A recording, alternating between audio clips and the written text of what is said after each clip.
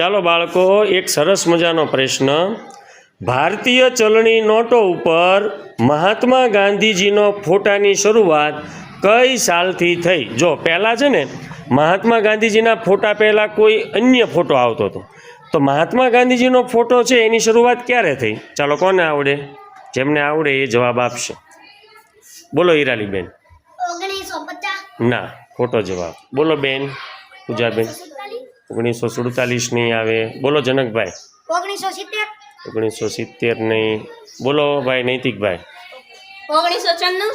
સરસ, 1996। જો પહેલાં છે ને અશોક સ્તંભ હતો, સમજાણું? 1949 પહેલાં બ્રિટનના રાજા કિંગ જ્યોર્જ છઠ્ઠાનો ફોટો આવતો, પછી 1996 સુધી અશોક સ્તંભ આવતું, અને 1996 પછી ગાંધીજીનો ફોટો આવે છે ભારતીય ચલણી નોટો પર। ખૂબ સરસ ભાઈ।